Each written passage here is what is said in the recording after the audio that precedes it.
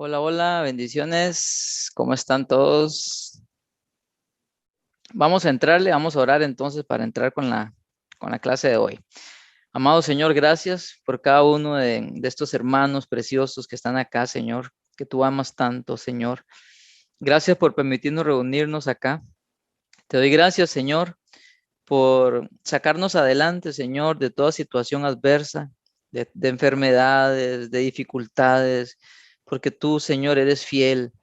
Los cristianos estamos expuestos igual que cualquiera a circunstancias difíciles, pero contamos con tu fuerza, con tu mano victoriosa, con tu gracia, Señor, y eso nos da esperanza y confianza. Amado Señor, encomiendo en tus manos esta clase, tú eres el maestro, enséñanos, instrúyenos, y haz que nuestra esperanza y nuestra fe se afirmen en las promesas que tenemos, Señor, y que el conocimiento de estos acontecimientos que vienen, Señor, aparte de fortalecer nuestra fe, produzca en nosotros un deseo de compartir tu palabra a otros para que sean salvos, para que no tengan que atravesar ese tiempo horrible de la tribulación, Señor. Amado Señor, gracias. Espíritu Santo, enséñanos. Tomo el control de esta clase, te lo entrego a ti en el nombre de Jesús. Amén. Muchas gracias, Señor. Ok, entonces arrancamos con la clase de hoy. Esto de la tribulación, como yo les había dicho, es bastante largo. Entonces yo les he dicho que lo íbamos a dividir, ¿verdad? En cuatro clases. Cuatro clases. Em, Hoy nos corresponde la parte número 3. Vamos adentrándonos un poquito más. Hoy vamos a ver, abarcar todo lo que tiene que ver con principalmente los primeros 3 años y medio de la tribulación, ¿sí? Es principalmente lo que vamos a abarcar y un poquitito de lo que le llaman parte media, que es algo que quizá la mayoría no ha escuchado, no se han hablado. De forma general uno sabe ya, porque de alguna u otra forma ha escuchado que la tribulación va a durar 7 años. Quizás otros han escuchado de vez en cuando que se divide en dos partes y me gustó a cómo lo aborda. Bueno, este material es un compilado que yo he sacado. Al final está la bibliografía de varios libros. Ajá. Pero el auxiliar portavoz de Harold Wilmington dice algo interesante de un periodo intermedio. Y vamos a ver un poquito de hoy de eso. Y la otra semana vamos a meternos en la segunda mitad. La costumbrería y se autoriza el cambio en la selección de Chile. Está con el número 21, Carlos Palacios. Carlos Palacios con el número 21 a la cancha. La otra semana, si Dios lo permite, vamos a meternos en la última mitad de la tribulación. Ok. Como bien recuerdan, ¿por qué se dice que la tribulación son 7 años y por qué se dice que se divide de forma general en dos periodos? Y recordemos que estuvimos viendo la famosa semana 70, que a muchos nos causó dolor de cabeza, ¿verdad?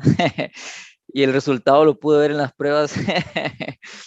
Y yo sé que es un tema bastante complejo porque es un tema que por lo general uno no escucha, es normal, ¿verdad?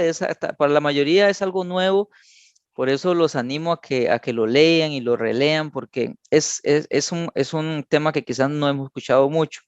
Daniel nos dice que 70 semanas están contempladas o establecidas para tu pueblo, le dice el ángel Gabriel a Daniel. ¿Y cuál era el pueblo de Daniel? Era Israel, es Israel. Entonces, no voy a detallar, ¿verdad? Porque ya lo vimos, pero dijimos que había una semana que quedaba pendiente y que una semana equivalía a 7 años. Y em, luego ahí el ángel le dice a Daniel que a la mitad de la semana iba a detener el sacrificio. Hay algo que va a pasar a la mitad de la semana, ¿ok? Dijimos que esa semana son 7 años y que la mitad son 3 años y medio. Entonces, hoy vamos a estar viendo lo que se cree que va a pasar en lo que se dice son 3 años y medio, la primera mitad de la tribulación, ¿ok?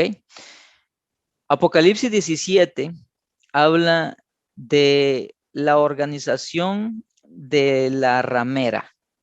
Si usted, yo lo material por lo general lo subo el jueves, si usted tuvo tiempo de revisarlo y de leerlo y si no lo hace después, lea Apocalipsis 17 y se va a encontrar con lo que la Biblia le llama, aquí sí simbólicamente le llama ramera.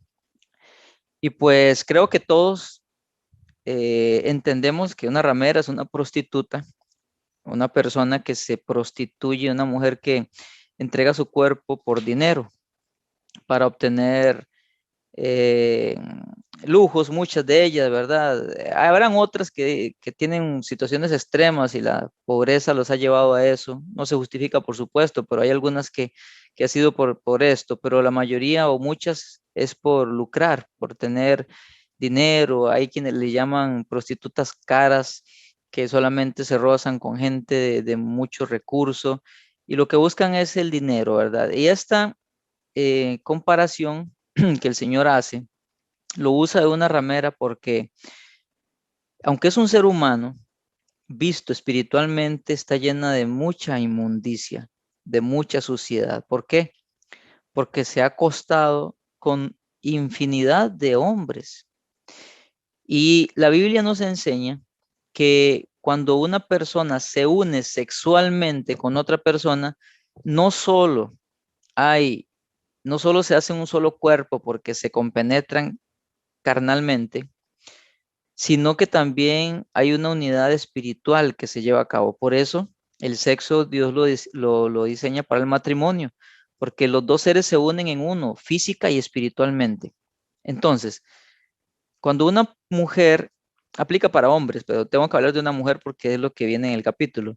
Cuando una mujer se une con un hombre y dos hombres y tres y cuatro y cinco, toda la inmundicia espiritual que ese hombre tiene, los demonios, la Biblia dice en Efesios capítulo 2, versículo 2, que, y Jesús lo dijo también, que las personas que no son de Cristo son hijos del diablo, están dominados por espíritus inmundos y son gobernados por demonios. Así de crudo es la realidad. Jesús lo dijo y lo dice Pablo en Efesios capítulo 2, versículos 1 y 2. Entonces, entendiendo esto, un hombre que se anda acostando con mujeres, luego llega donde una prostituta y la inmundicia que hay en él, los demonios que hay en él, se mezclan con la mujer. Luego esa mujer va y se acuesta con otro hombre, los demonios que están en ese hombre se van a mezclar con ella. Y así, hágase de cuenta que la mujer es duro lo que voy a decir, pero espiritualmente así es.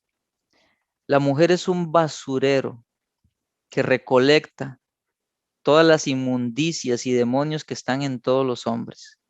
¿Sí? Hace un arroz con mango, dice David. Entonces, una prostituta es, desde la vista de Dios, que es santo, una mujer llena de inmundicia, una mujer llena de suciedad espiritual. Ahora, se nos dice en Apocalipsis 17 que hay un sistema religioso que se le llama la gran ramera. ¿Por qué? Porque es sucia, es inmunda. Los estudiosos, muchos han dicho que esto se refiere a la iglesia tradicional, lo que se conoce como la iglesia católica y eso, pero los estudiosos dicen, no podemos decir que sea exactamente ella. Lo que va a pasar o lo que se cree, y ahorita vamos a verlo ahí, es que se va a formar un sistema religioso cuando el anticristo esté, que es una religión falsa, una religión inmunda, sucia. ¿Por qué? Porque es idólatra. ¿Por qué? Porque se la mueve el dinero. ¿Por qué? Porque el Espíritu Santo no está dirigiéndola.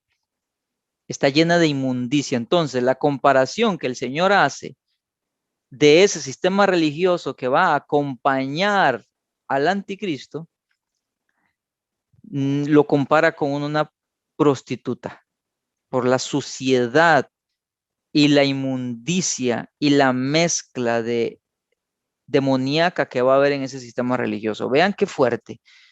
Entonces, ahí usted lea Apocalipsis 17, léalo en la Reina Valera 60, léalo en la Nueva Traducción Viviente, léalo en unas 2 o 3 versiones para que pueda tener un entendimiento claro. No lo puedo leer porque son varios, el capítulo es un poquito larguito y ocuparía más tiempo, así que usted lo lee. Ahora, se nos habla aquí de la aparición del anticristo y el falso profeta, ¿sí? Habíamos visto que ellos proceden del abismo, dice que salen de las aguas. Daniel 7, del 19 al 25 nos habla de este ser. Daniel 11, 36 a 45 nos habla de este ser. Apocalipsis 13 nos habla de este ser que le llama la bestia. Y segunda de Tesalonicenses, capítulo 2, segunda de Tesalonicenses, capítulo 2, nos habla también de este ser y le llama el hombre de pecado, le llama el inicuo. Ajá. Y por ejemplo, leyendo un versículo, por ejemplo, el versículo 9 dice, ese hombre vendrá a hacer la obra de Satanás con poder, señales y milagros. Ajá. Nos dice que viene a hacer la obra de Satanás. En la Reina Valera 60 se le llama el hombre de pecado, se le llama el inicuo. Aquí Pablo está haciendo referencia al anticristo. Lo mismo que hace referencia a Daniel 7, del 19 al 25, Daniel 11, del 36 al 45 y Apocalipsis 13. Si nos vamos a Apocalipsis, capítulo 13, ahí se nos habla de la primera bestia, del versículo 1 al 10, y la segunda bestia, del versículo 11 al 18. La primera bestia es el anticristo. La segunda bestia es el falso profeta, que va a acompañar o va a salir o va a dirigir más bien a la ramera, que es el sistema religioso que se va a levantar. Repito, porque muchos lo han dicho. Esto se refiere a la Iglesia Católica y no sé qué. No podemos decirlo categóricamente que sea así. Lo que va a suceder es que en ese tiempo va a haber un sistema religioso que puede incluir a católicos, a protestantes, a testigos, a musulmanes. O sea, se tiene que formar un nuevo sistema religioso que probablemente haya un sistema ecuménico. Usted sabe que ya en otras ocasiones se ha intentado levantar un sistema ecuménico. ¿Qué es un sistema ecuménico? Es algo que trata de congregar a todas las religiones bajo el lema de que todos tenemos un mismo Dios. Ahí no hay Cristo, solamente hay un mismo Dios y todos le llaman Dios, algunos le llaman Dios, otros le llaman Alá, otros le llaman así, pero ellos dicen, todos tenemos un mismo Dios y buscamos la paz. Se unen hindúes, se unen católicos, se unen evangélicos, protestantes, se unen todas las religiones. Entonces, esos intentos de ecumenismo dirigido por Satanás es lo que se va a levantar en aquel tiempo, que es la ramera. De esa ramera va a surgir o va a ser liderada por la segunda bestia de Apocalipsis 13, que es el falso profeta. Recuerden que Satanás es un imitador y él va a imitar a la Trinidad de Dios. Alguien le ha llamado a esto la Trinidad satánica. Así como en la Trinidad preciosa de que conocemos nosotros está compuesta por el Padre, el Hijo y el Espíritu Santo, Satanás va a querer hacer una Trinidad compuesta por Satanás, por el anticristo, que es la primera bestia, y por el falso profeta, que es la segunda bestia. Él busca imitar. Luego con tiempo lee Apocalipsis 13. Ahí viene también donde sella a las personas con la marca. ¿Ok? Cuando usted lee Apocalipsis 13 va a comprender que ahorita en este tiempo no puede haber ninguna marca y no tiene que temerle a ninguna marca porque todavía el anticristo no está reinando. La iglesia no ha sido arrebatada. Esas dos cosas tienen que cumplirse para que se empiece a sellar Y aparte de que se sella hasta después de los primeros 3 años y medio. Ahora, entonces, dice ahí que aparece el anticristo y el falso profeta, ya lo vimos. Ajá. Se cree, y las divisiones, las posiciones están divididas. Algunos creen que el anticristo puede ser de descendencia judía para que lo acepten los judíos, pero otros creen que no, que viene de Occidente, viene de un concilio de las Naciones Unidas y que puede ser un gentil. Entonces, tenemos posiciones divididas de comentaristas. ¿Ok? Lo que sí tiene que ser es que este ser venga de ese concilio mundial de naciones. Tiene que venir de ahí. ¿Por qué? Porque tiene que tener el poder. A él se le va a dar el poder mundial. Y el anticristo va a tener que venir de un concilio mundial de iglesias. Es decir, que en ese momento, cuando el anticristo se levante, se va a tener que levantar un sistema religioso y el representante va a tener que ser el falso profeta, que va a ser el líder, que va a venir de ese concilio mundial de iglesias. El vocero de nuestra religión es este, así como el vocero de las Naciones Unidas va a ser este. Esos dos van a ir, anticristo y falso profeta, y los dos van a ser poseídos por principados. Yo les decía la vez pasada, ellos no van a ser bichos raros, van a ser seres humanos, pero que tienen que ser poseídos por principados, por demonios, porque ahí dice en Apocalipsis 13 que Satanás les da el poder. ¿Y cómo es que Satanás da poder? Por medio de espíritus inmundos, por medio de principados, ¿sí?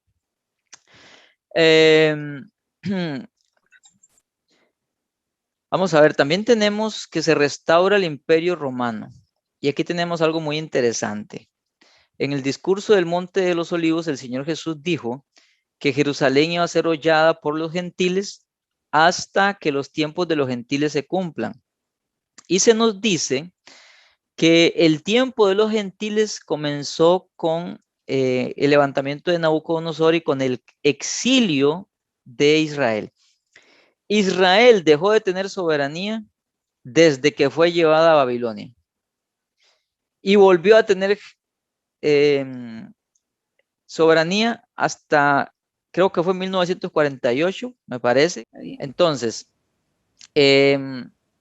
cuando Israel es llevado y Judá, hablemos de Israel como nación, pues se habían dividido, pero Israel como un todo, fue llevado al exilio, duró 70 años, después volvió a edificar el templo y los muros, pero ya no tuvo soberanía, aunque se les permitió ir a reedificar el muro y a levantar el templo, ya ellos no eran soberanos, ellos estaban bajo el imperio, primero de Babilonio, luego bajo el imperio de los persas, los asirios fueron a edificar, pero luego el imperio pasó a manos de los griegos, seguían estando bajo el poder de ellos, luego bajo el imperio romano. 14 de mayo de 1948, me dice mi esposa. Ok, excelente. Fue cuando nuevamente Israel volvió a ser nación. Imagínese usted, el Señor Jesús le dijo al pueblo que iba a estar bajo el dominio hasta que acabara el tiempo de los gentiles. Ok, ahorita Israel hasta 1948 ya tuvo otra vez soberanía. Imagínense, desde el tiempo de Nabucodonosor hasta 1948, vea la cantidad de tiempo que pasó. Todo ese tiempo, Israel no tenía soberanía sobre su nación. Estaba bajo el poder de los gentiles. Y seamos sinceros, ahorita, aunque ya ellos tienen su nación, ellos no tienen libertad completa. Seamos sinceros. Por ejemplo, ahorita que duraron los 11 días estos de la guerra con la Franja de Gaza, con Hamas. ¿Por qué fue que Israel, o sea, a ver, qué causó que Israel dejara de luchar? Ok, Estados Unidos le hizo presión. Y además, el Cairo, Egipto, le hizo presión. Pero si Israel hubiera sido soberano y tuviera la potencia que tenía en el pasado, Israel no le hace caso a nadie. Israel sigue hasta destruir a ese estado terrorista. Pero Estados Unidos le hizo presión. ¿Por qué? Porque Estados Unidos tiene una alianza con Israel, sí, pero mucha de la provisión militar y otras cosas vienen de Estados Unidos. Por así decirlo, Israel está bajo la sombra de Estados Unidos.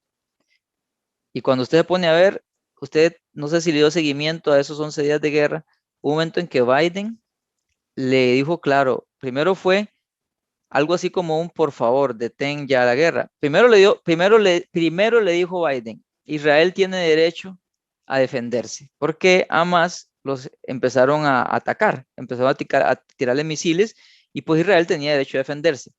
Biden le dijo, de hecho, las naciones se levantaron para detener a Israel y Estados Unidos no aprobó la moción porque dijo, Israel tiene derecho a defenderse. Por ese voto de Israel, de Estados Unidos, Israel pudo seguir luchando 11 días. Si Estados Unidos no da ese voto, Israel no puede hacer nada. ¿Por qué? Porque le caen todas las naciones de Israel. No tiene libertad en ese sentido. Cuando pasaron los 11 días que todas las naciones empezaron a presionar a Estados Unidos, que cómo es posible que vean la gente que se está muriendo, vean lo que está haciendo Israel, entonces Estados Unidos se ve presionada por las naciones, él también tiene una reputación, entonces Biden levanta el teléfono y le dice a Benjamín Netanyahu, que en ese entonces era el primer ministro, ya cambió, y le dice, ocupamos que por favor vaya bajándole ya, porque ya tuvo suficiente tiempo. Así. Y entonces Benjamín dice, bueno, ok, vamos a, demos un chancecito porque todavía me falta unos días más y después ya Biden otra vez levanta el teléfono porque ahí dice, lo llamaba, o sea, nada más vea las noticias. Llama otra vez a Benjamín y le dice, ya, listo, se acabó. No sé en qué términos, pero mundialmente fue una presión de Estados Unidos. Listo, ya se le acabó el tiempo. Y Estados Unidos, ¿y qué hace Israel? Agacha la cabeza y listo. ¿Ve? Entonces, aunque ahorita Israel tiene su estado, su país, su soberanía, todavía está bajo el dominio en ese sentido de los gentiles. Todavía va a llegar, todavía no ha llegado el momento. ¿Cuándo va a llegar ese momento? Hasta en el milenio. Es cuando Israel va a tener la libertad completa porque va a tener al Rey Jesucristo gobernándolo y ahora sí como nación. Entonces dice, y Jerusalén será hollada por los gentiles hasta que los tiempos de los gentiles se cumplan. Ajá. Ahora, aquí viene algo muy interesante que dice que en dos largos pasajes de la historia secular concluimos que 4 poderes o reinos principales gobernarán a Palestina. Ajá. Ahí se nos viene hablando, ok, de 4 poderes. ¿Recuerdan o no sé si recuerdan que Daniel vio una estatua que tenía varios materiales? Los principales eran oro, plata, bronce, hierro y barro. Iban de la cabeza hacia abajo. La primera, que era la cabeza, representaba a Babilonia, la plata a los medopersas, el bronce a los griegos, hierro y barro representa a los romanos. Esa estatua representaba a los imperios, que luego fueron descritos por animales en otra visión, en el mismo libro de Daniel, que son el león alado, un oso, un leopardo alado y un animal indescriptiblemente brutal. Estos 4 poderes principales son el imperio babilonio, que ahí viene en el documento de cuándo a cuándo reinó, desde el 625 hasta el 539, los medo-persas, desde los 539 hasta los 331, los griegos, desde el 331 antes de Cristo, todo lo anterior fue antes de Cristo, hasta el 323 antes de Cristo, y después Roma. Roma toma el control, vence a Alejandro Magno, Alejandro el Grande, y luego toma el imperio, todo el imperio que ya los anteriores habían tenido. Ajá. Ahora vean qué interesante. Me gusta esta observación que hacen acá de cómo el imperio romano ha estado dividido o se puede dividir a lo largo de la historia en varias fases. Está la fase 1, que es el imperio original, que fue desde el 300 antes de Cristo hasta el 476, con Constantino, cuando él tuvo el imperio y luego se dividió, y ya después de Constantino la cosa se vino abajo. Ok, luego tenemos al segundo periodo de este imperio romano. Esto está impresionante acá porque le llaman una influencia interventora. Vea, esto que voy a leer está en la historia, ¿verdad? Y basta darle un vistazo a la historia para ver que esto es así. Y quiero leerlo textualmente.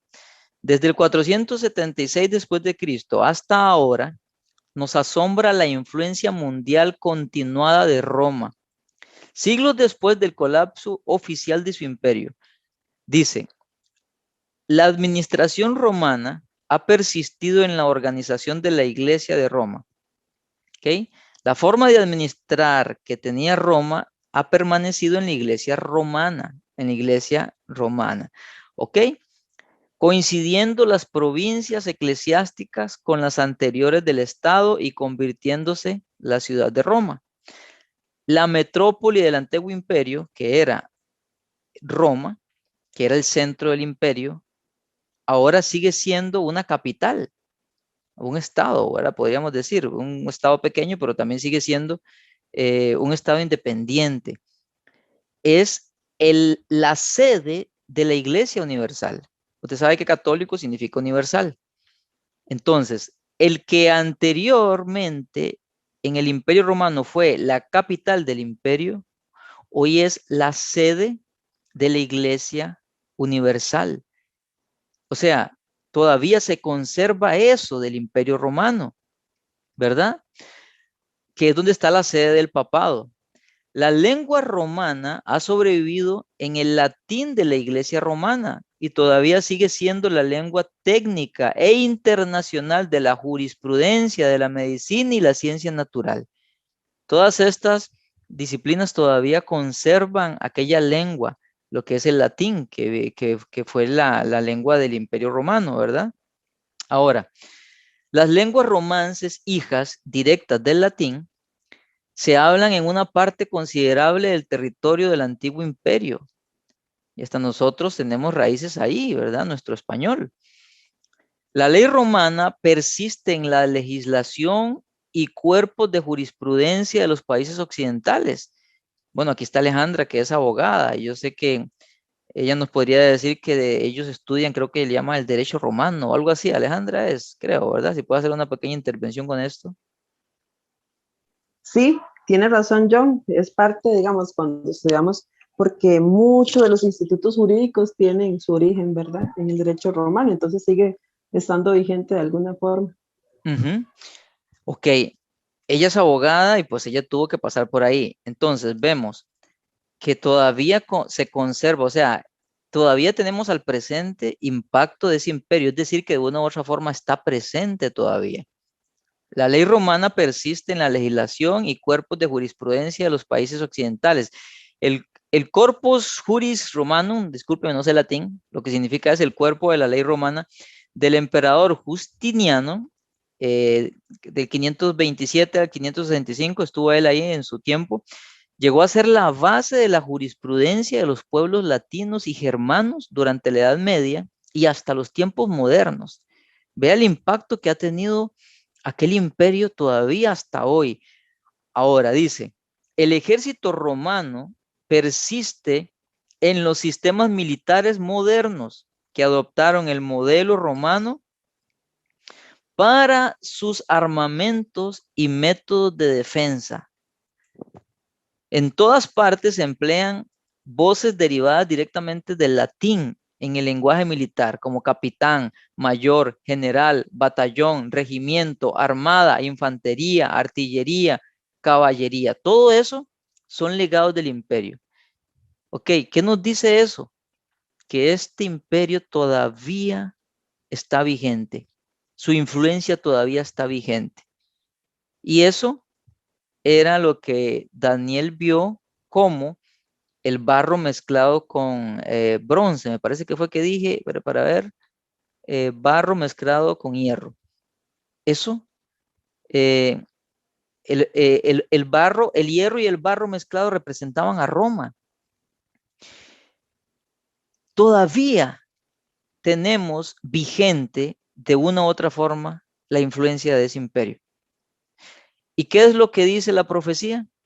Que de este imperio, van a salir 10 líderes, pero no me voy a adelantar, porque la estatua empezaba cabeza y parte de hombro, luego seguía el pecho, luego el abdomen y hasta la parte de la cintura y parte de las piernas, y luego parte de las piernas y los pies, terminando en los 10 dedos de los pies. Todo tenía un simbolismo. Ahora, podemos ver entonces que este segundo periodo del imperio romano todavía hay influencia hasta hoy. Y hay un tercer periodo que es el imperio resucitado, que va a ir desde el arrebatamiento hasta Armagedón. Es decir, va a resucitar el imperio. ¿Cómo va a resucitar? Va a resucitar por medio del anticristo y el gobierno que él va a levantar. Ahí va a resucitar el imperio romano para su última participación. Porque en la visión de Daniel, a la estatua le caía una piedra y la destruía.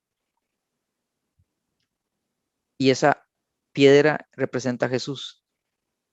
Es decir, que el imperio romano va a tener influencia hasta cuando termine la tribulación, que es que viene Jesús, que es el que lo destruye, para empezar el milenio.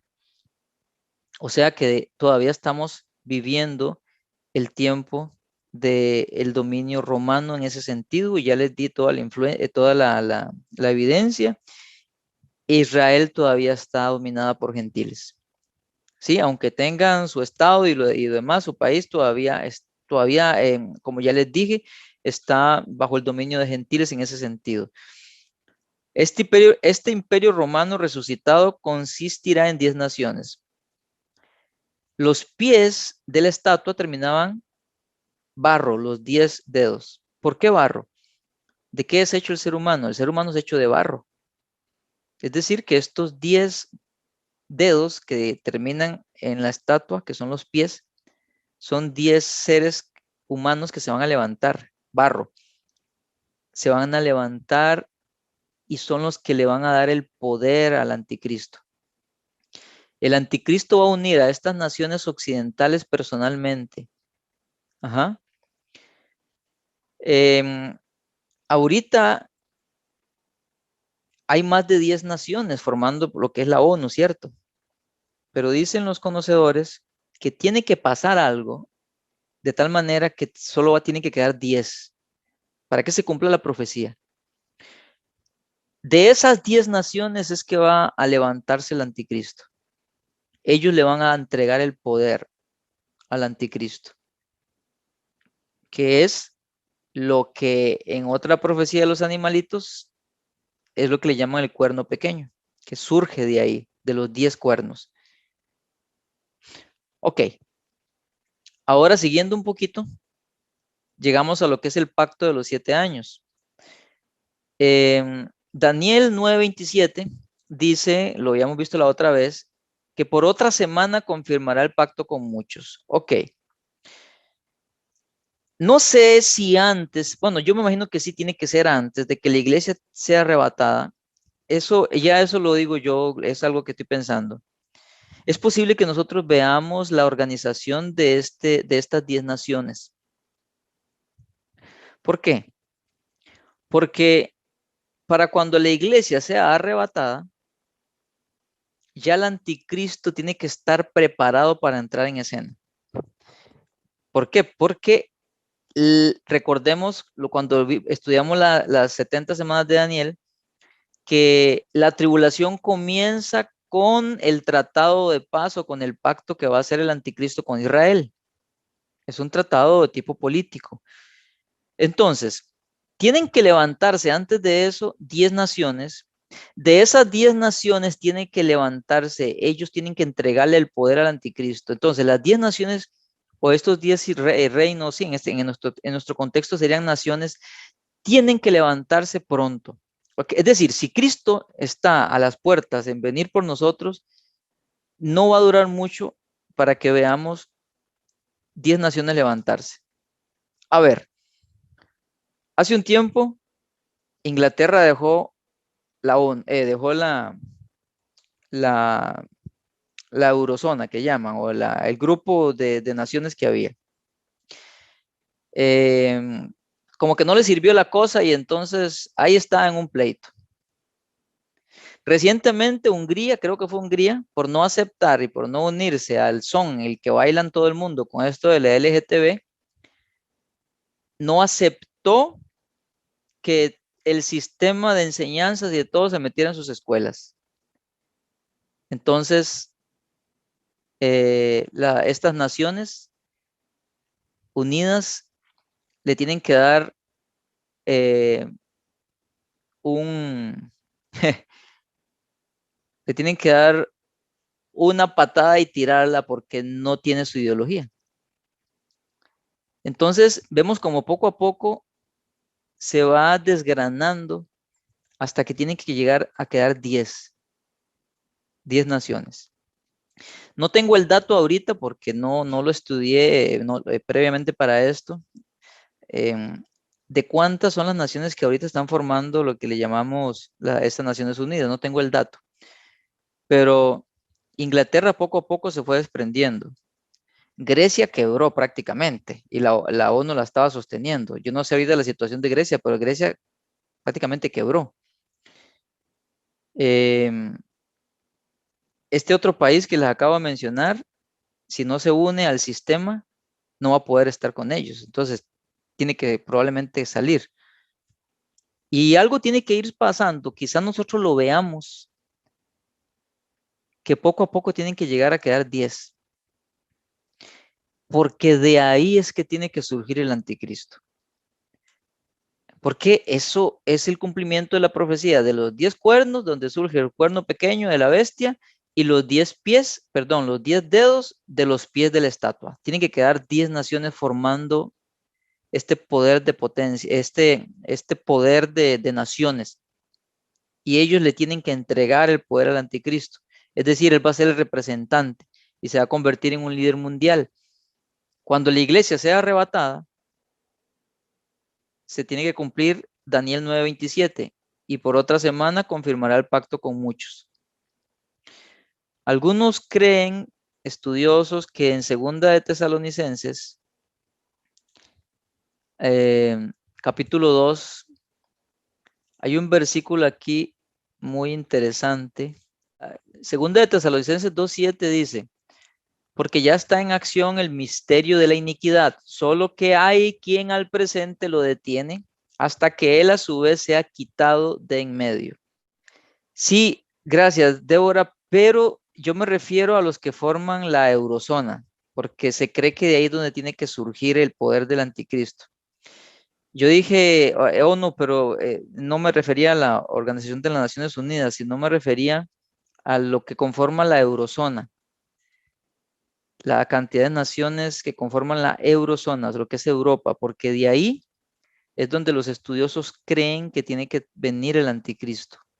Me refiero a la eurozona, no sé cuántos son los países. Hay una banderita y tiene una cantidad de estrellas, pero no me acuerdo. 27. 27. La Unión Europea sería. Ajá, la Unión Europea. Ok, eso, según los estudiosos, tiene que reducirse. Gracias, Débora, por tu aporte. Fue que yo lo dije mal. Son 19, dice Clay. Ok, y tiene que irse bajando. Como dije, parece, las noticias andan ahí que ya Hungría probablemente la saquen. Por esto que les dije, porque el presidente no quiso tomar todo este paquete de instrucción LGTB para los niños. ¿Ok? La eurozona, dice Clay, ahí me está mandando algo directo, denominada oficialmente zona del euro y llamada también zona euro, es el conjunto de estados miembros de la Unión Europea que ha adoptado un euro como moneda oficial, 19 estados formando así la Unión Monetaria. Ok, gracias, amorcito, por ese aporte. Entonces, de Occidente, que es lo que se conoce como esa unión de naciones, tienen que llegar a 10, de ahí sale el anticristo. Ah, bueno, les decía, en 2 de Tesalonicenses 2:7 dice, porque ya está en acción el misterio de la iniquidad, solo que hay quien al presente lo detiene hasta que él a su vez sea quitado de en medio. Versículo 8, y entonces se manifestará aquel inicuo a quien el Señor matará con el espíritu de su boca, con el espíritu de su boca y con el resplandor de su venida. Gente muy erudita tienen posiciones divididas porque no nos lo dice. El primero, MacArthur, nos dice que no se refiere tanto al arrebatamiento de la iglesia, pero otro que se llama MacDonald, que también es bastante bueno, nos dice que es el arrebatamiento, ¿ok? Entonces, no podemos decir más que suponer, no podemos decir así categóricamente.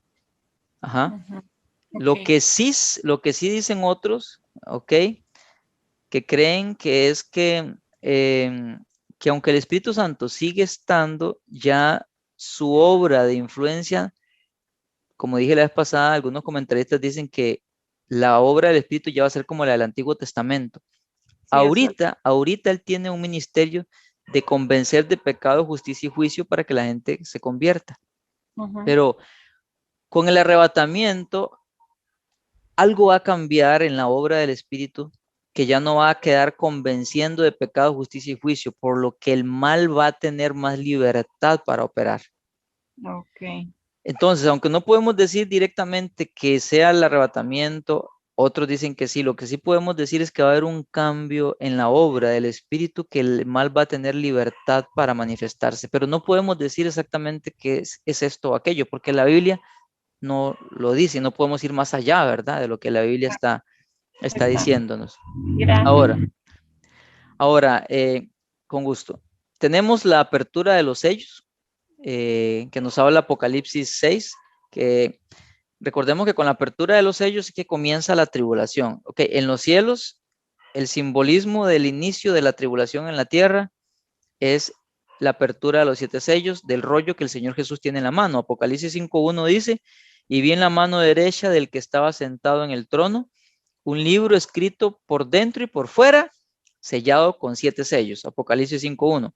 Y Apocalipsis 6:1 nos dice, vi cuando el Cordero abrió uno de los sellos y oí a uno de los 4 seres vivientes decir con voz de trueno, ven y mira. Apocalipsis 6:1. No nos vamos a detener aquí, pero yo quisiera que usted con tiempo luego pueda leer todo eso, Apocalipsis 6, de la apertura de los sellos, lo que sucede en cada una de la apertura de los sellos, porque con la apertura de los sellos comienza la tribulación en la tierra. ¿Ok? Entonces, con la primer sello, por ejemplo, empieza la salida de los caballos, ¿verdad? Hay un caballo blanco que sí quiero mencionarlo, que es un imitador. Vean qué interesante. Dice que es el caballo blanco que salió venciendo y para vencer. Ese es un imitador de Cristo, que trae una falsa paz. Y vean qué interesante, porque el anticristo va a hacer su entrada viniendo a hacer paz con Israel. Es un tratado de paz. Por eso, en la apertura del sello que el Señor hace, que ese sí lo voy a ver, Apocalipsis 6:2, después de que abrió el sello, el primer sello, Apocalipsis 6:2 dice, y miré y he aquí un caballo blanco, y el que lo montaba tenía un arco, y le fue dada una corona y salió venciendo para vencer. Vean qué interesante. Si haces el paralelo, eh, ese es el paralelo de lo que en el cielo está pasando, que se refleja en la tierra. Ajá. Y así es como ingresa el anticristo. Ese primer, es un simbolismo impresionante porque ese caballo blanco con este jinete es el anticristo que viene haciéndose pasar por Cristo, trayendo paz supuestamente.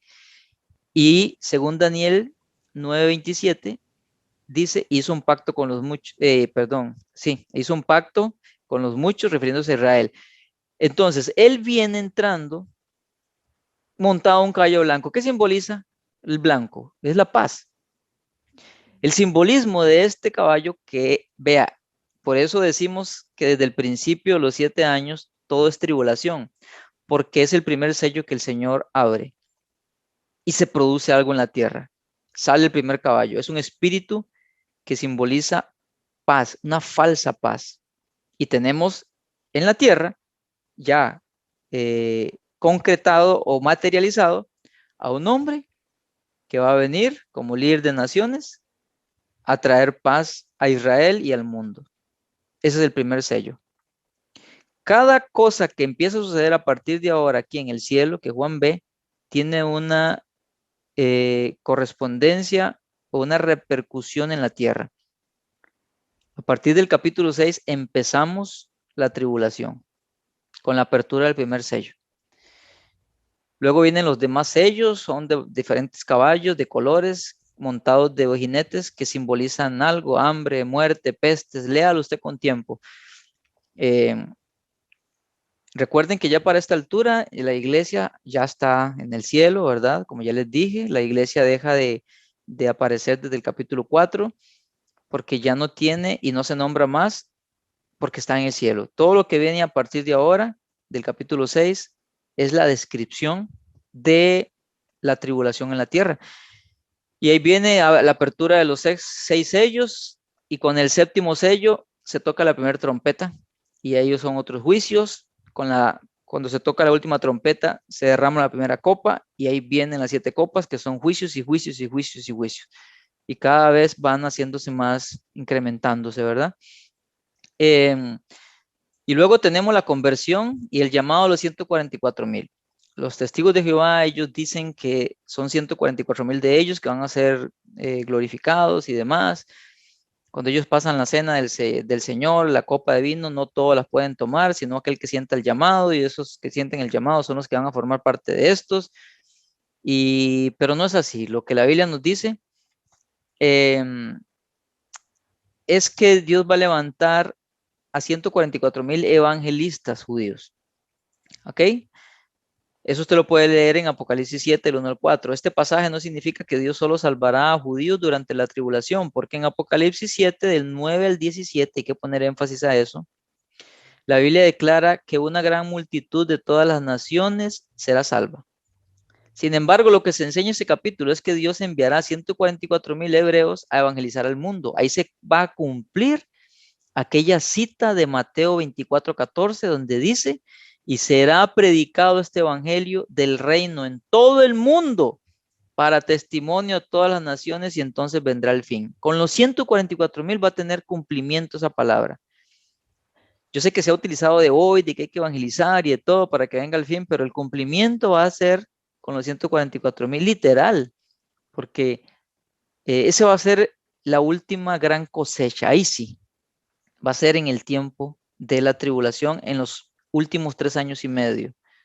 ¿Ok? Aquí hay un dato interesante que dice que hay menos de 35,000 misioneros de todas las, en el mundo de hoy hasta la fecha, hay menos de 35,000. Y en ese entonces van a haber 144,000. Es decir, que va a haber una invasión evangelística misionera como nunca se ha visto en la historia. Esto me dice a mí de la misericordia de Dios de queriendo salvar en el último momento a muchos. Y ese va a ser el papel de estos 144,000 que se van a convertir de forma soberana. De forma soberana Dios los va a salvar, judíos, y ellos van a tener el privilegio de llevar el evangelio a todo el mundo para que sean salvos. Es algo impresionante. Es algo impresionante de cómo Dios trabaja. Ok. John, sí. ¿será a todo el mundo gentil o a todo el mundo donde haya judíos de la diáspora? No, se refiere a todo el mundo, incluyendo a judíos, incluyendo a gentiles. Porque si usted lee, dice de todo, tribu, lengua y nación, entonces se refiere a todos. Ajá. Ahora, tenemos la reconstrucción del templo judío. Hay una amplia evidencia bíblica para mostrar que el anticristo permitirá y a la vez alentará la edificación del templo y el ofrecimiento de sacrificios durante la tribulación. ¿Por qué él tiene que cometer un acto sacrílego? Necesita que haya un templo para que se cometa ese acto sacrílego, porque él tiene que hacer lo que Daniel y Jesús dijeron, la abominación desoladora. Entonces se cree que otra de las cosas que va a hacer el anticristo es,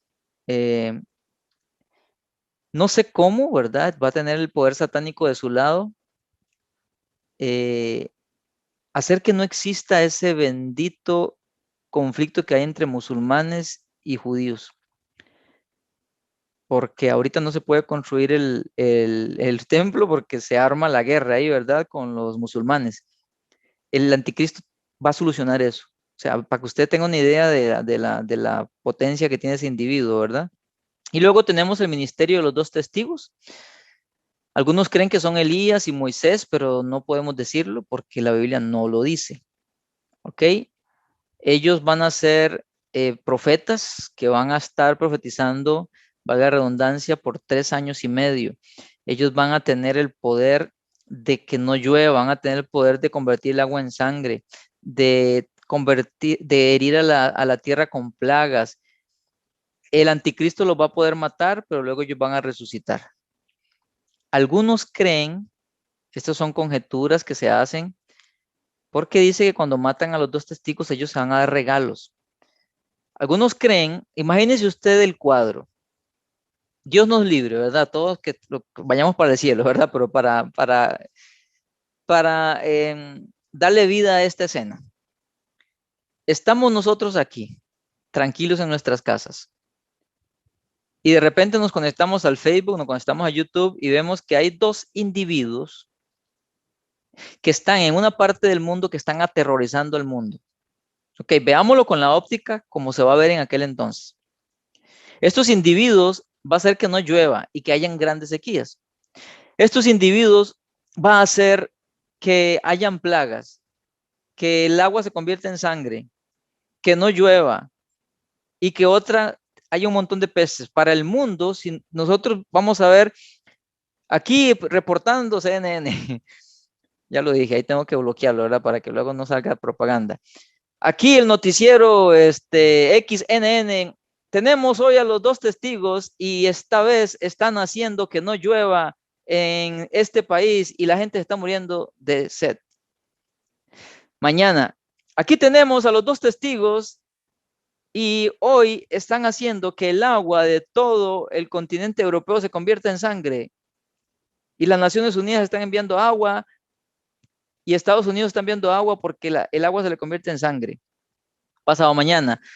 Aquí informando en vivo, tenemos a los 2 testigos y esta vez está haciendo que hayan plagas en todo Asia. Ya el mundo no lo soporta. ¿Hasta cuándo terminará la tortura? Y en la semana siguiente, aquí reportando en vivo, tenemos a esta gente, taca, taca, taca. Imagínese usted, va a ser un dolor de cabeza para el mundo, esos 2 hombres. Y de repente llega el anticristo. ¿Qué pasó? ¿Quiénes son los que están aquí? Ah, ustedes. Y Pablo los mata. El anticristo queda como un héroe. Ese es el cuadro que se va a armar. Y la gente, ¡oh, ya se murieron! ¡Qué bien! ¿Quién como la bestia? Y se comienzan a enviar regalos. Los estudiosos creen que por esto los regalos es que va a ser para una Navidad que estos individuos van a ser muertos. Porque son los tiempos en los que se dan regalos. Pero es suposiciones que ellos hacen. Y entonces todos los medios noticiosos, noticieros van a enfocar a los 2 testigos muertos.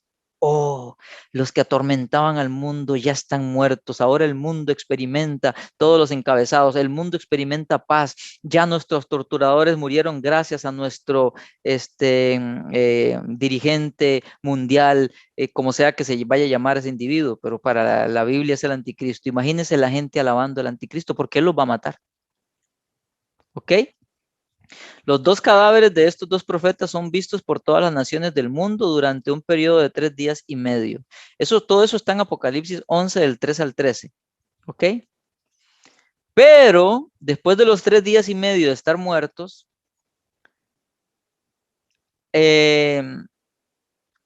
ellos son resucitados. Y no solamente, se me olvidó decirle, estos testigos tenían el poder de sacar fuego de la boca y matar a la gente que se les acercaran a hacerle daño. O sea, tenían poder. Luego ellos son resucitados, son llamados al cielo. Ahí dice ciclo, perdón, es cielo. Una voz los llama al cielo, Apocalipsis 11:12.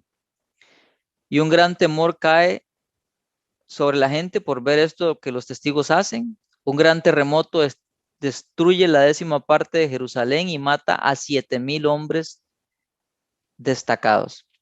Todo un caos. O sea, la gente va a estar tan ciega que no va a entender esas señales que son del cielo. Para ellos estos dos seres son malvados y son enviados por Dios. Son dos testigos, o sea, ellos testifican de Dios, del pecado de la humanidad. Y bueno, ya el tiempo no nos alcanza, pero luego se cree que van a haber unos días después de que termine estos 3 años y medio. Recuerden que terminando estos 3 años y medio comienza la persecución fuerte del anticristo, ya saca su parte endemoniada, ya no va a ser un líder pacífico, o sea, ya si no va a sacar lo que es realmente y va a comenzar el caos. Pero se cree que va a haber un periodo de unos días entre entre esos 3 años y medio y los 3 años y medio finales, que va a haber una invasión de lo que llaman Gog y Magog. Los estudiosos creen, ahí usted lo puede leer, que es una invasión que Rusia va a hacer. Si usted ve ahorita y usted se informa un poquito, Rusia apoya a Irán, Rusia apoya a Siria, y estos dos países no se llevan muy bien con Israel, sobre todo Irán. Aparentemente Rusia tiene algún interés en lo que es Israel y está aliado con los enemigos de Israel y se cree que es proveedor de los enemigos de Israel. De hecho, se cree que gran parte de los armamentos antimisiles y de escudos que tiene Irán son provistos por, eh, por, por, por Rusia. Porque Rusia es una potencia armamentística, ¿verdad? Así como Estados Unidos ayuda y provee a Israel, Rusia lo hace con Irán y con otros países a los cuales él defiende.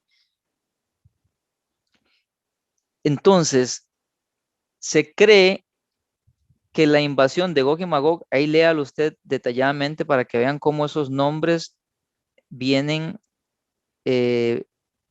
transicionando hasta convertirse. Es impresionante cómo las raíces de los nombres de países como Irán, como Egipto, como Rusia, vienen de allá. Es impresionante y se cree que se va a formar una coalición que va a traer una invasión, la batalla de Gog y Magog a, a Israel. Pero Dios de forma soberana los va a desmenuzar a todos. Pero esa no es la batalla de Armagedón al final, es una batalla intermedia que se cree que es una invasión rusa. ¿Ok? Ahí usted luego lo lee con tiempo. Y por último tenemos la destrucción de la falsa iglesia en Apocalipsis 17. Una de las situaciones más irónicas de toda la historia será la destrucción de la falsa iglesia. Pareciera ser, según los estudiosos, que primero el anticristo va a usar a la iglesia, a esta falsa iglesia, para unificar al mundo. Pero cuando él ya tenga el poder, va a destruirla, va a destruir este sistema religioso. ¿Por qué? Porque él se va a poner como Dios. Entonces, el cuadro está así. Se tienen que levantar 10 naciones. Se tiene que formar o unificar una iglesia general, mundial, un sistema religioso, el cual se llama la Gran Ramera. Así lo ve Dios, el mundo lo va a ver como un sistema religioso. De ese sistema religioso va a surgir un falso profeta, que es la segunda bestia. De las 10 naciones que se van a organizar, tiene que surgir el anticristo, que es la primera bestia. El anticristo y el falso profeta van a aliarse para poner a todo el mundo a que lo siga. Las 10 naciones le van a entregar el poder al anticristo. El anticristo va a tener el poder mundial. Cuando ya esté posicionado a los 3 años y medio, él va a empezar la persecución y se va a ir en contra del sistema religioso y lo va a destruir. Y va a destruir a esa falsa iglesia. Ese es el contexto de estos primeros 3 años y medio. Si Dios lo permite, la próxima semana ya terminamos con lo que es la tribulación y vamos a centrarnos en las últimas 3 años y medio, que es ya los juicios de Dios, la persecución del anticristo y la batalla final del valle de Josafat, donde el Señor Jesús desciende y destruye al anticristo y el falso profeta y los envía al lago de fuego para comenzar el milenio. Y si Dios lo permite, la próxima semana terminamos la tribulación y de hoy en 15 empezamos con el milenio. Ok, ya vamos avanzando y esto es hermoso, esto es bastante interesante. Bueno, pues, esto sería la clase de hoy. Ok, vamos a orar entonces para finalizar. Mi amado Señor, gracias en el nombre de Jesús por todo esto que aprendemos, Señor. Y bueno, tenemos que ser sinceros. Aprender de la tribulación, si somos hijos genuinos tuyos, no nos va a afectar a nosotros. Gracias, Señor, porque estaremos en el cielo contigo. Sin embargo, hay tantos detalles, muchos de ellos se suponen, otros de ellos se conjeturan, otros de ellos se vislumbran, pero no podemos saber a ciencia cierta los detalles. Lo que sí es cierto es que va a ser un tiempo de mucho tormento para este mundo. Y lo que tiene que producir eso en nosotros es compasión hacia las almas que todavía no conocen a Cristo. No podemos saber todos los detalles porque hay cosas que tú las has velado, pero una cosa es cierta y es que va a haber una desgracia como nunca, Señor, derramada sobre este mundo. Va a haber tanto dolor, tanta muerte, pero todo es tu juicio justo derramado sobre una humanidad que lleva miles de años pecando contra ti, Señor. Más bien has sido muy paciente. Y es impresionante cómo miles de años de pecado únicamente vas a tomar menos de 7 años para derramar justicia, cuando el ser humano ha pecado por tantos años, Señor. Y creo que lo que esto tiene que producir en nosotros es, yo no quisiera que los que estamos acá nos llenemos de una forma curiosa, de conocer datos y luego jactarse de un conocimiento, porque no es así. Lo que esto tiene que producir en nosotros es compasión. Hay muchos eruditos y estudiosos que trazan una línea de lo que cree que van a suceder, pero los detalles no los conocemos. Pero una cosa es cierta, Señor, que este mundo va a ser sometido a juicio, Señor. Y yo te pido que en todos los 23 que estamos aquí, Señor, amado Espíritu Santo, por favor te lo ruego, y yo te le pido a todos ustedes que hagan esta oración conmigo. Señor, ponen en mi corazón compasión hacia los perdidos. Señor, te lo ruego, Señor. Por favor, pidámosle eso al Señor en este momento, todos los 23 que estamos aquí. Señor, te ruego, Señor, muchas veces vivimos tranquilos, Señor. Muchas veces nosotros estamos cómodos, Señor. Solamente recibiendo, solamente nos dedicamos nada más a vivir nuestra vida, Señor, una vida egoísta, Señor. Y muchas veces, Señor, no le hablamos a nadie, no compartimos tu palabra, Señor. Estamos viviendo, Señor, ajenos a las almas que están yendo al infierno y a los que les va a tocar vivir este mundo, este caos, este cataclismo mundial, Señor. Y esto debe producir en nosotros compasión. Padre, te ruego, pon en nuestros corazones compasión por las almas, Señor, para que proclamemos este precioso evangelio que tiene el poder de salvar a todo aquel que cree, Señor. Amado Espíritu Santo, te ruego, por favor, que no nos sentemos aquí nada más a llenarnos de información, Señor, un curso más bíblico para llenarnos de conocimiento y aumentar nuestra biblioteca. No, Señor, que esto produzca en nosotros, por favor, ayúdanos, quita la dureza, quita la frialdad que hay en nuestros corazones que nos impiden ser compasivos, Señor, con las almas que no te conocen, Señor. Ayúdanos, rompe, dígale al Señor conmigo, Señor, rompe toda frialdad que haya en mí que me impide tener compasión por las almas. Dígale, Señor, quita toda frialdad, toda indiferencia. Señor, perdóname porque he estado solamente preocupándome por mí, Señor. Perdóname porque solamente he estado, Señor, utilizando mis recursos para mí, para enriquecerme, para mi beneficio, Señor, y no he dedicado recursos, Señor, a las almas, a llegar a las almas. Señor, perdóname, Señor. Dígale al Señor conmigo, Señor, perdóname por estar indiferente. Gracias a que alguien me predicó el evangelio, yo tengo acceso a ti, a la eternidad, y no pasaré este juicio y estaré contigo, Señor. Pero hay otros que todavía no te conocen y yo puedo llevarles el evangelio. Dígale al Señor, Señor, úsame para llevar el evangelio a otros. Dígaselo, por favor. Dígaselo, Señora, úsame a mí para llevar el evangelio a otros. Por favor, te lo ruego. Haz que a partir de hoy, dígale al Señor, se despierte en mi compasión por el perdido, Señor. Por favor, quita el temor, quita la indiferencia, quita la vergüenza y usa mi boca para hablarle al que tiene necesidad de ti, Señor. Te lo pido, Señor, en el nombre de Jesús. Amén. Mis estimados hermanos, vean, no sé cuánto de sus recursos usted dedica a llegar a las almas.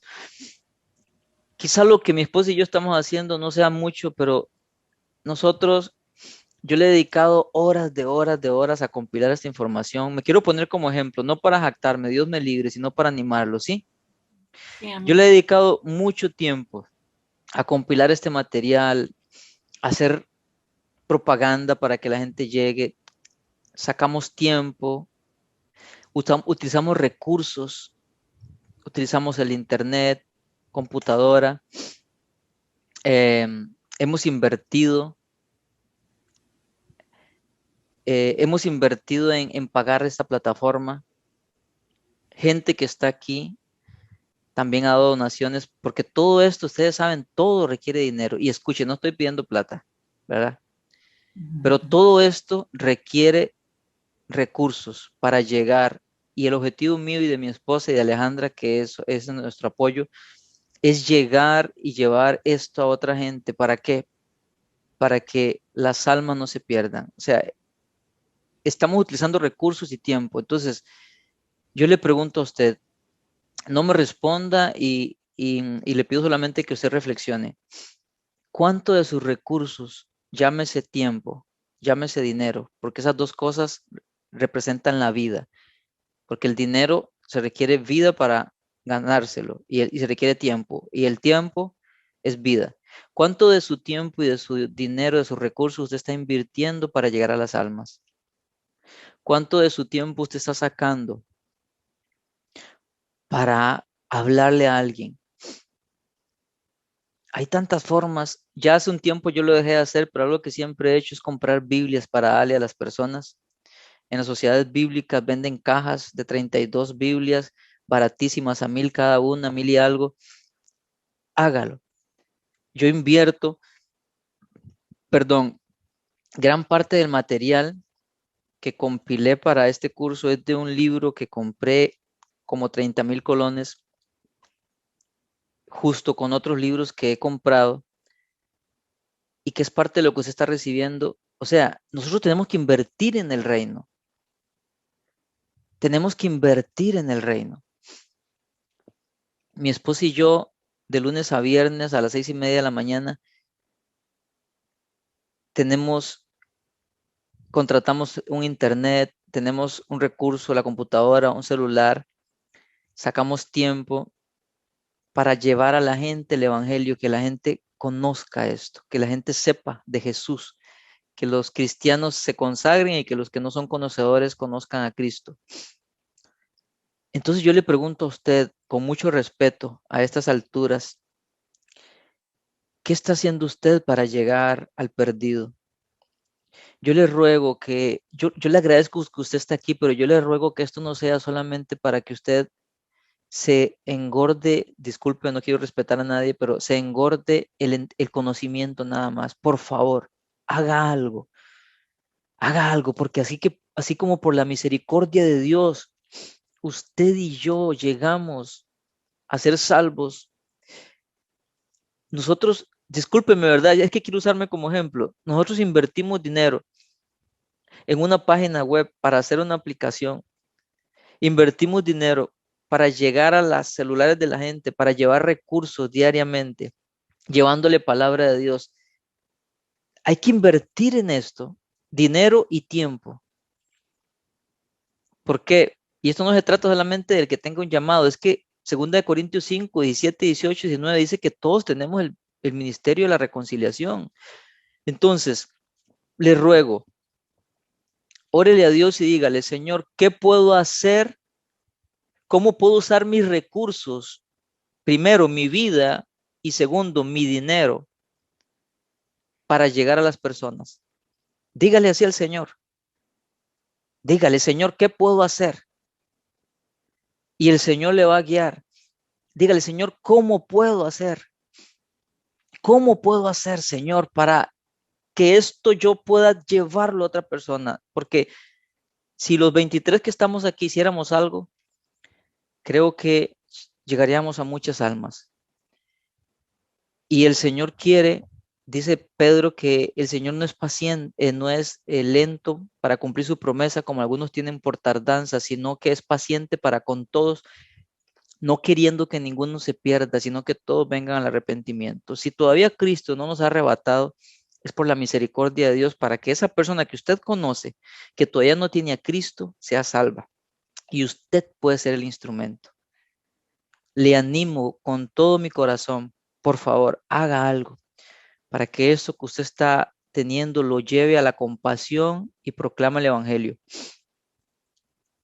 Invite a alguien a comer, ¿no? Y ahí háblele y imprima este material. Invite a alguien, regáleselo para imprimirlo, tiene que poner de su plata. Imprímalo. Imprima solo yo lo he hecho como por pequeños libritos. Imprima el de la muerte, por ejemplo. Reúnase con alguien, regáleselo, háblele de eso, haga algo, use sus recursos, vida y dinero para llegar a alguien. Se lo ruego. De esa forma, yo aquí no cobro y nada de lo que hacemos cobramos, pero si usted quiere pagarme, haga eso. Por eso, una de las pruebas fue predíquele a 3 personas. Si usted de alguna manera está agradecido por todo esto y desea pagarnos a este ministerio, hágalo llevando este mensaje a alguien. ¿Sí? Eso no lo tenía pensado, no lo tenía en la agenda, el Señor lo puso ahorita en mi corazón y tenemos que hacer algo, mis hermanos. Satanás está levantando el pecado a diestra y a siniestra y necesitamos predicar el evangelio, ¿sí? Me emocioné un poco, eso lo puso el Espíritu Santo en mi corazón y solamente le pido que por favor se lo lleve, ¿sí? ¿Está bien? Ok, eso quería decir, que el Señor me los bendiga, gracias por estar aquí y órele al Señor, dígale, Señor, quizás no sé mucho, quizás sí, no sé, pero dime cómo puedo ser un instrumento